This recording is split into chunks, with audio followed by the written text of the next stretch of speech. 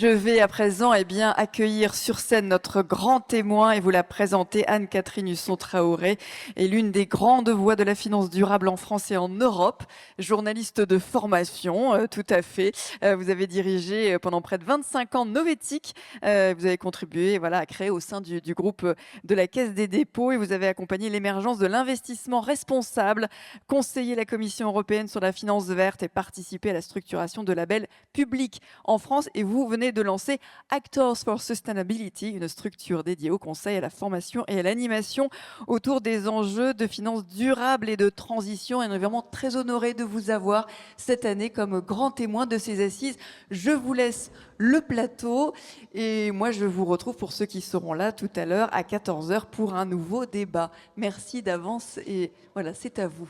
Merci, un grand bravo. Merci beaucoup. Restez un petit peu avec nous quand même, non seulement pour les quelques mots que je vais vous adresser, mais surtout parce que nous aurons ensuite une interview avec le patron de l'agence danoise, qui est l'équivalent en gros de l'ADEME du Danemark. Et c'est vraiment à la fois le pays hôte et l'un des pays qui a le mieux réussi sa transition énergétique. Donc je pense que c'est très intéressant de pouvoir avoir son témoignage. Alors, je suis très honorée, en fait, d'avoir été choisie comme grand témoin avec un profil atypique. La journaliste que je reste ne peut qu'être sensible au fait que ces assises qui s'annoncent passionnantes, et elles ont déjà commencé à l'être, sont au cœur d'une actualité qui est tristement brûlante. La guerre d'Israël contre l'Iran menace l'approvisionnement pétrolier par le détroit d'Ormuz, alors que notre dépendance massive aux énergies fossiles demeure quasi intacte, malgré toutes les alertes sur nos vulnérabilités et nos dépendances. Et c'est absolument frappant ce matin de voir, et Ronan Dantec l'a dit, qu'il y a des droites parallèles partout, il y a des silos partout, et alors que, et ça a émergé aussi des premiers moments de cette discussion, il y a une vision systémique par l'entrée de l'énergie sur la société dans laquelle on veut vivre. Je vous rappelle aussi que la semaine dernière, un rapport scientifique précisait que nous avions atteint les 1,5 degré de réchauffement climatique. Or, vous le savez sans doute, c'était l'ambition initiale pour la fin du siècle dans 75 ans. Et c'était voulu par l'accord de Paris qui a été signé il y a 10 ans pour éviter que les îles et les territoires les plus près du niveau de la mer disparaissent. Alors, 75 ans, ce n'est pas dans longtemps. En fait, c'est la durée d'une vie humaine. Donc, nous pouvons tout à fait nous projeter à cet horizon-là. Et un horizon auquel l'inquiétude, qui est en fait celle, alors certes des gens qui participent à ces assises, mais de façon plus large, bon nombre de citoyens.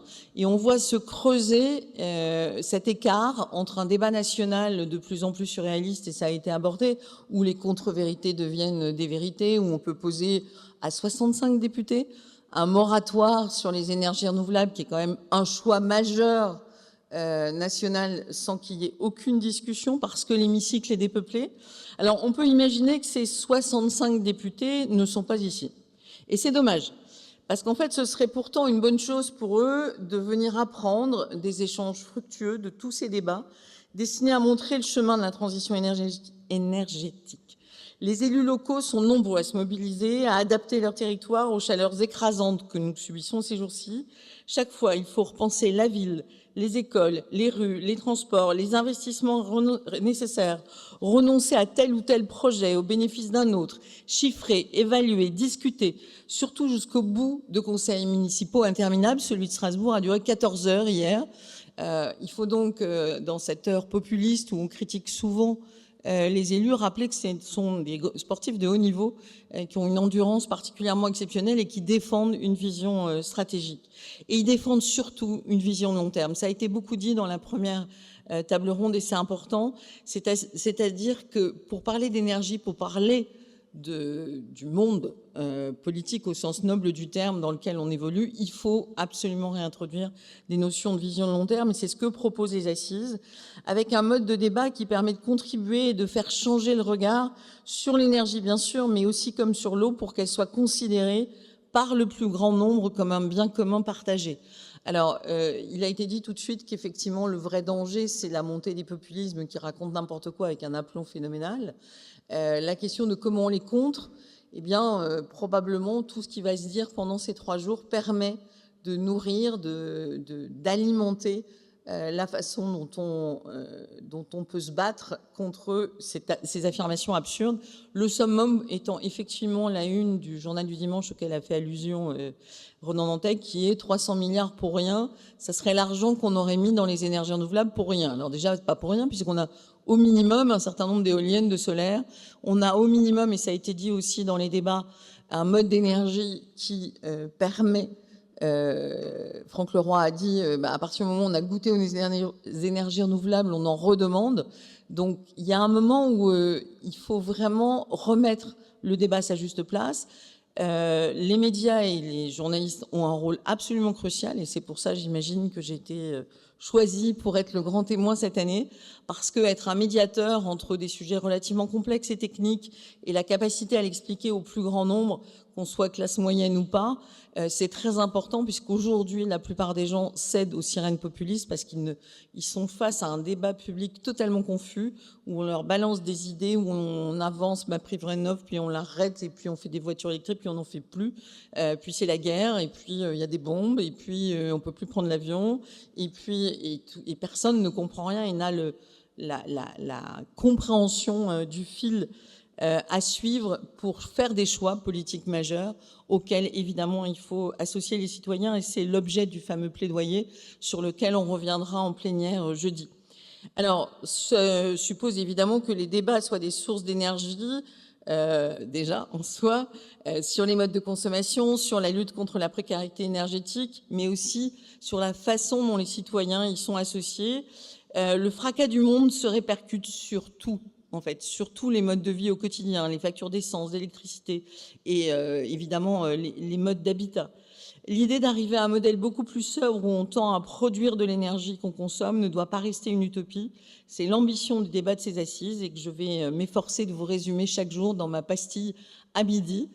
Merci à vous de m'avoir écouté, et donc je vais inviter sur scène Carl Munk-Nielsen, qui est donc le directeur de l'Agence danoise de l'énergie, pour que nous puissions vous expliquer un petit peu comment le Danemark en est arrivé là.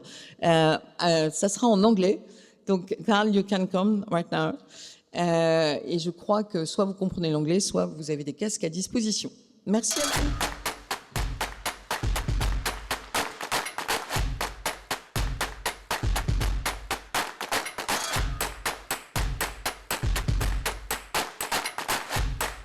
Hello, everybody. The one who is still there. My dear Carl, maybe for the first questions, we will have a few slides, but very useful to explain where is the Denmark. So how could you summarize the green Danish transition, and where stands the Denmark about mixed energetic mix?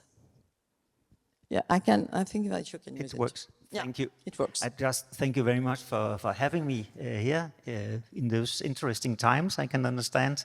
So I hope I can give you some insight in how the Danish system works, and how our transition during the last 40 years has been. And I can see there has come a slide.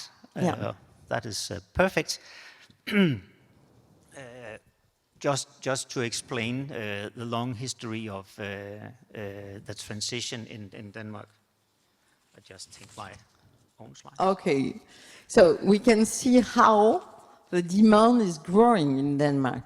Yes, this is a slide that shows the last approximately 100 years, and then you can see that from the 60s during the 70s, the increase in the energy consumption in Denmark was rising very steeply due to industrialization and a general development of how the systems work.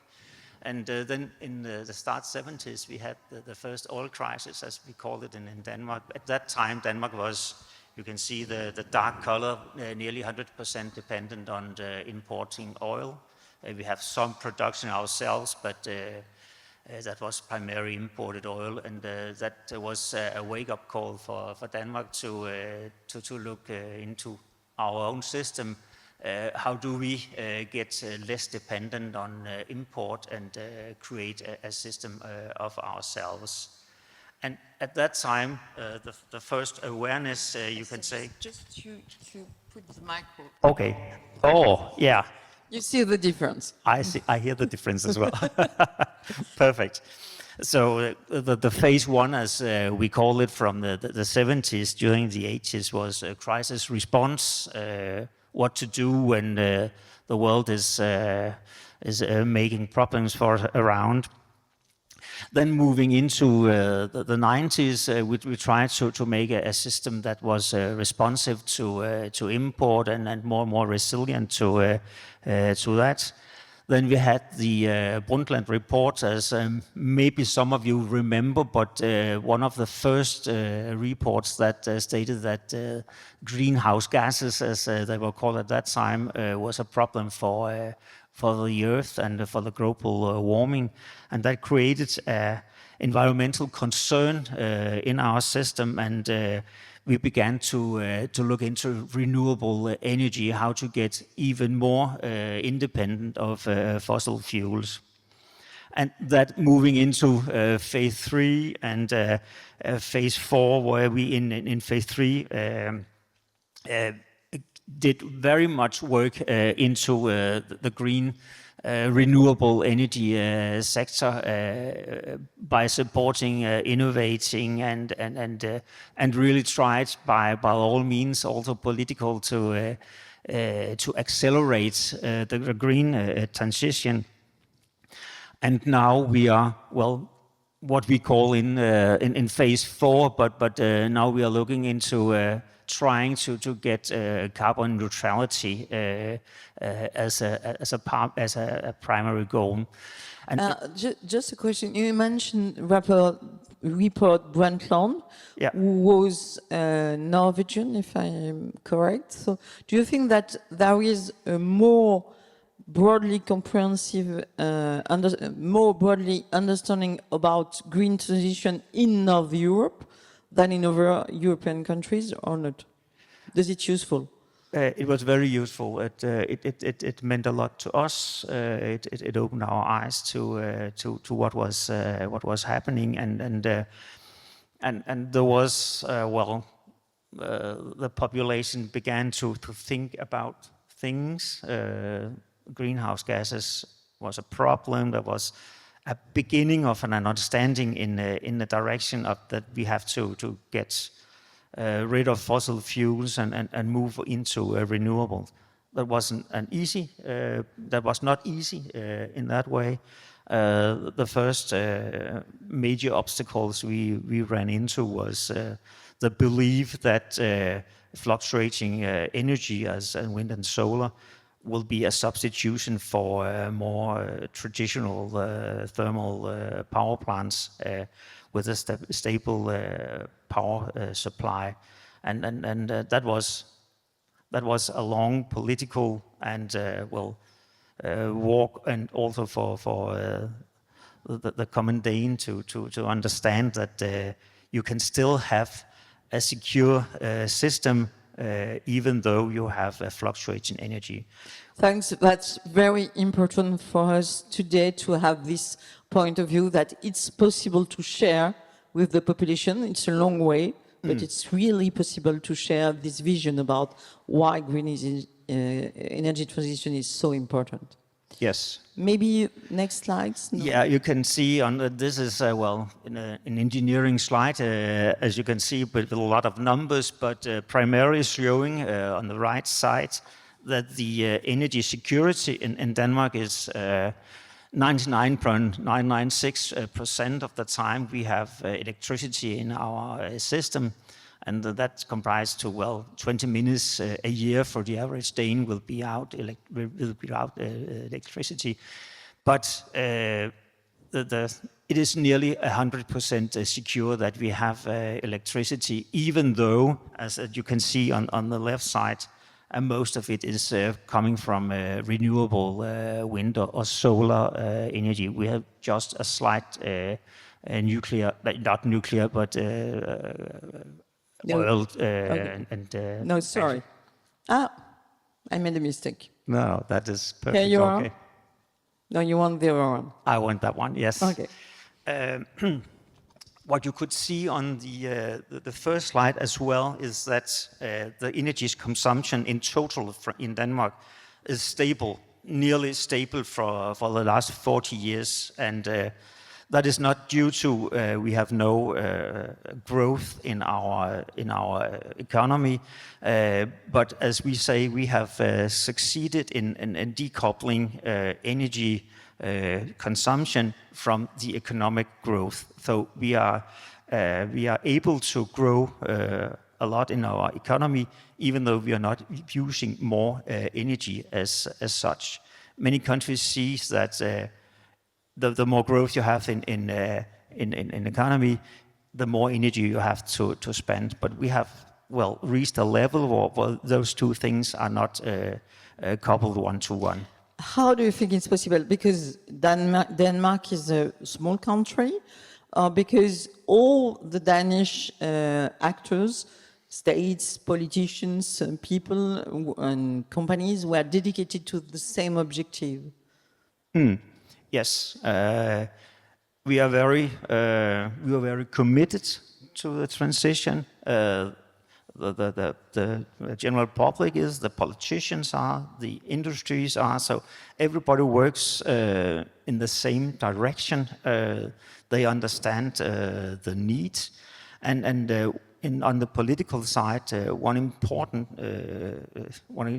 thing to mention here is that we have very broad political agreements on energy targets, and has had that for many years. So even though the government shifts from right to left and back and forth, the energy goals, they stay the same. There can be a small fluctuation in how instruments work, but the overall goal for 2030, 2045, 2050, they remain the same. And we have, for some years ago, that was in 2020, 21, we have agreed on an act that is binding for the government, which goals they have to pursue within the climate, within the CO2 emissions. And that helps a lot. Now, do you think that's maybe the main takeaway of our dialogue? Do you think it's possible, because Denmark will lead the EU, has a very interesting position in EU during the next 6 months, that it's possible to be an example to follow for the other European countries to agree some objectives which doesn't change even left or right or other parties are elected? I think we have the will to try put people together to find some ambitious goals. And I know that the goal for our NDC for Europe as such will be set under the Danish chairmanship the coming fall. So we will of course play a role there, but together with all our fellow countries in Europe, I hope we can come to a common understanding on being ambitious. And as we can see, the latest numbers from IPCC shows us that the temperature is rising even more than we have feared. So it is necessary to be ambitious, and I think we will do what we can, but as a small country, go forward and being as ambitious as need be. Maybe we can come back about the ambition of climate neutrality for Denmark. Yes. It's a way of put pressure on EU to see how does it work. in your country. Yes. So how do you build this vision of neutrality for We have Denmark? two lines here, the upper line and the bottom line. The upper line is what is stated in the Climate Act. So this is legally binding for every sitting government to pursue the targets of 70% reduction in greenhouse gases compared to 1990, and have a climate neutrality in 2050. This is not just an ambition. This is not just a politically set targets. It is now in the act. So, well, you can say it's kind of illegal not to follow them, but they have to follow them. And we have an independent climate council that every year follows how the government is reacting to pursue those targets, and they give a recommendation, public recommendation on how they see the possibility of reaching the target and what to do if they are lacking in ambition. The last statement from the Climate Council was the 70% will be reached at the set target at 2030. On the bottom line, you can see where politics come in, and that is now the sitting government. They have put even more ambition into the climate, the CO2 reduction. So they want to have 100% green electricity in 2030, and today we are close to 84%.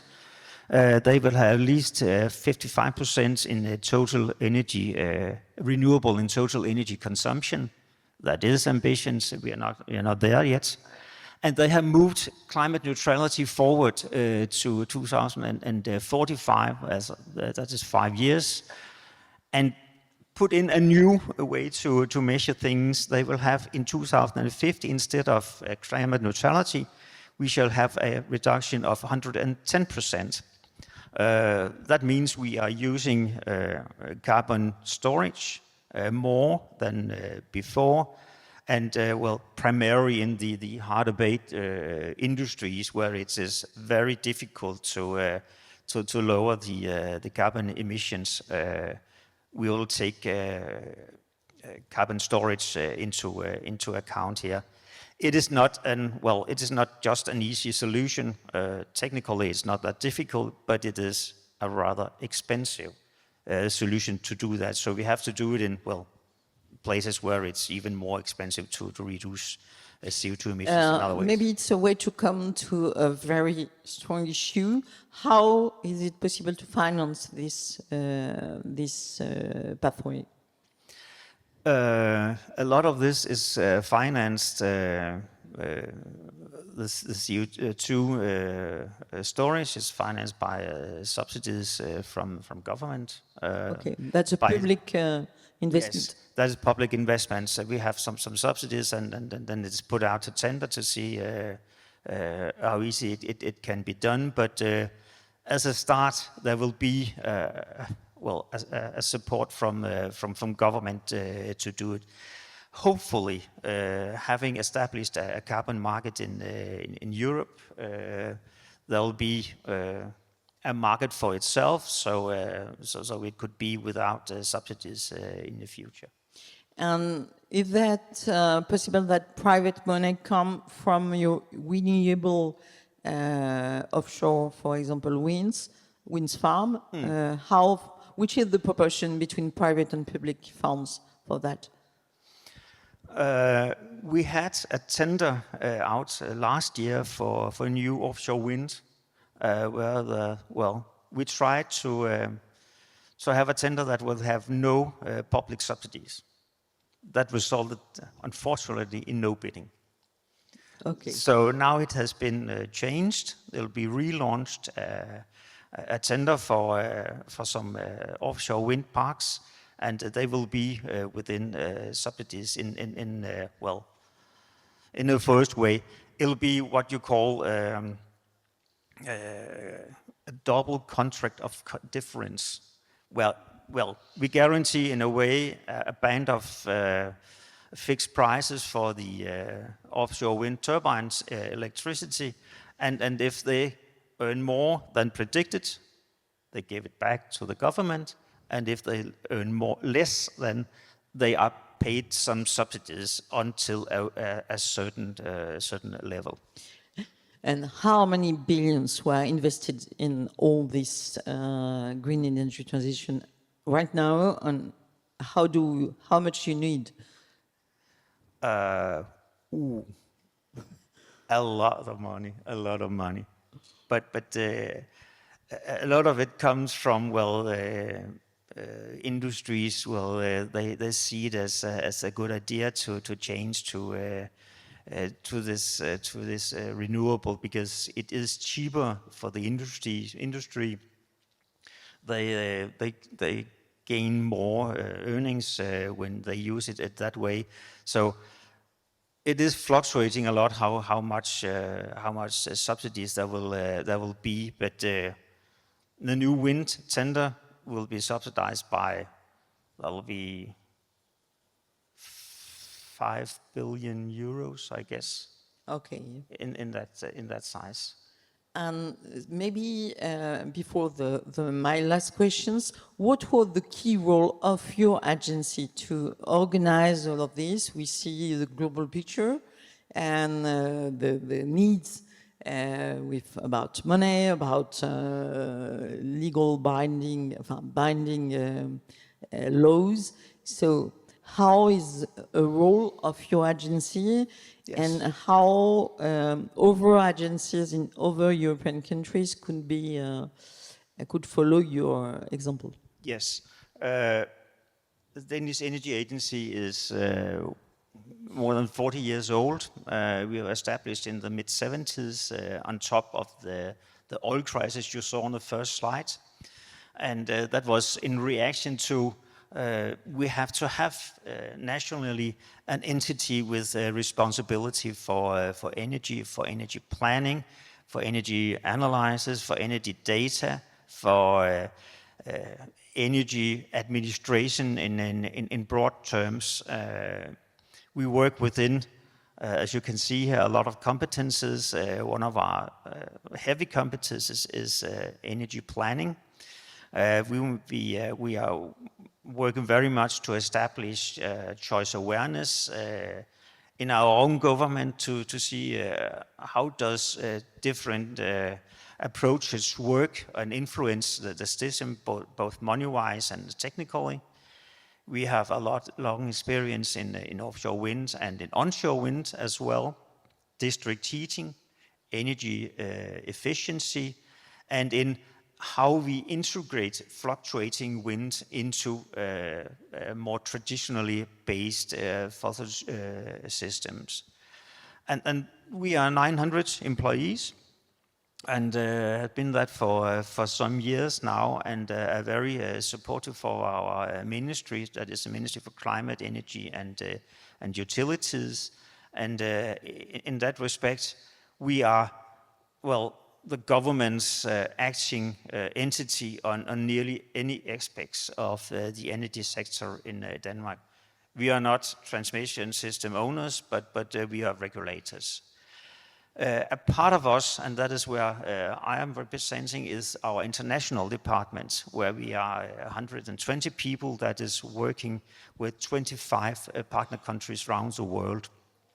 Within those competencies you can see there, where we work government to government and assist and help in any way we can to accelerate the green transition in the different countries. The countries we are in is everywhere in South America, North America, Africa, Europe, and Asia as well. So we are working in countries that together represent 70% of the global CO2 emissions. And the reason why we are going outside Denmark is that Denmark is so small. We emit so little compared to world. So if we can in any way influence on how things are done in our partner countries, that'll be a joy for us. So my last questions to conclude, are you confident that all the green transition, the Danish green transition could goes on despite the geopolitical context, the Trump elections and so on, the wars? Are you confident about that? I am confident about that. In Denmark, locally, we have a very stable system that is very resistant to influences from what happens geopolitically. We try to work. We have the commitment that we will pursue our targets, and sometimes it costs more, and sometimes it's easier due to what happens geopolitically.